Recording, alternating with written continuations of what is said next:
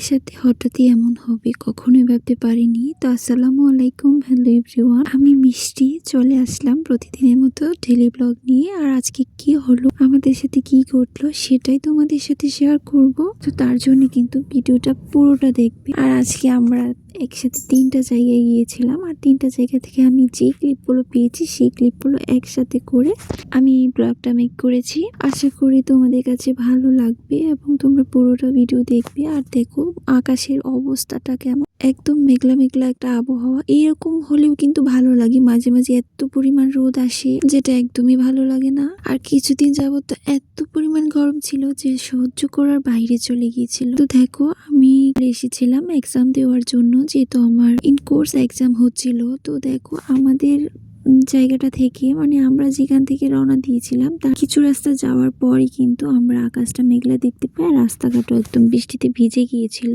তার কিছুক্ষণ রাস্তাটা পার হওয়ার পরই কিন্তু আমরা একদম দেখতে পাই যে আকাশ থেকে বৃষ্টি পড়ছে।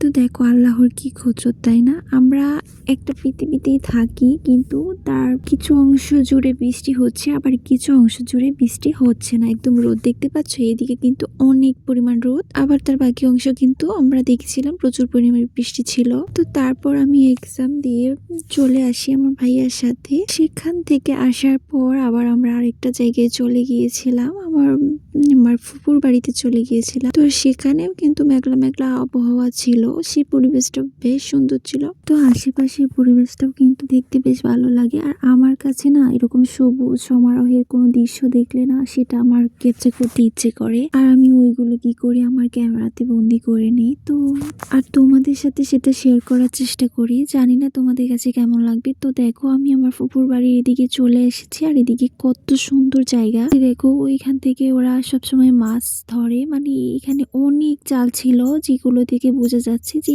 এই এলাকায় সবাই মাছ ধরে, মানে জেলে বলতে পারো। তো আমার ফুপুর বাড়ির প্রায় অনেকটাই কাছাকাছি চলে এসেছিলাম, আর এখানে এসে হঠাৎ বৃষ্টি শুরু হয়ে যায়। আর তার কিছুক্ষণ পর দেখো আকাশটা কত সুন্দর। তো এখান থেকে আসার সময় কিন্তু একদম সন্ধে সন্ধে হয়ে আসছিল। তো ওইখানেও কিছু সময় টাইম স্পেন্ড করে কিন্তু আমরা চলে আসি। তো দেখতেই পাচ্ছ আমরা আবারও চলে আসছিলাম, ব্যাক করছিলাম। তো এদিকেও কিন্তু সব গাছ গাছালি একদম সবুজ সমারোহ, আর এরকম দৃশ্য আমি প্রায় ক্যাপচার করি। আর এর কিছু পর রাস্তায় কিন্তু এত পরিমাণে বাজি ছিল, কি বলবো, রাস্তাটা একদম মানে কি একটা অবস্থা। এই রাস্তাটা আসলে করা খুব প্রয়োজন।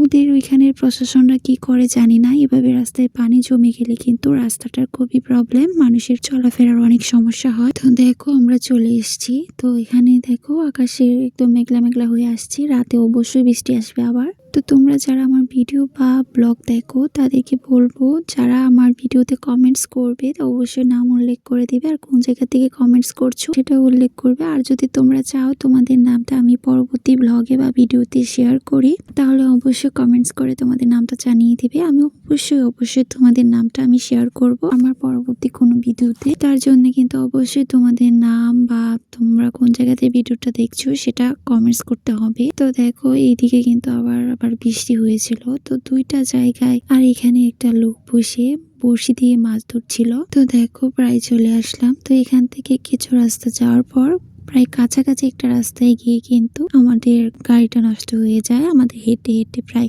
অনেকটা রাস্তা আসতে হয়। আর সেখানে এসে আমরা আরেকটা রাস্তা, মানে আরেকটা গাড়ি চেঞ্জ করে তারপর কিন্তু আমরা বাসায় চলে আসি। তো দেখো এখানে একটা ব্রিজ রয়েছে, ব্রিজটার উপর থেকে কিন্তু নিচের পরিবেশটা অনেক সুন্দর। আর অনেকে এসেছিল এই ব্রিজগুলো দেখার জন্য। আসলে ব্রিজ যে জায়গাগুলোতে থাকে ওইগুলোর নিচে কিন্তু অনেক সুন্দর দৃশ্য দেখা যায়। আমার কাছে তো ঘুরতে বেশ ভালোই লাগে, তেমন করে কোথাও ঘোরা হয় না। ভিডিওটা আজকে এই পর্যন্তই, ভালো লাগলে শেয়ার করে দিও।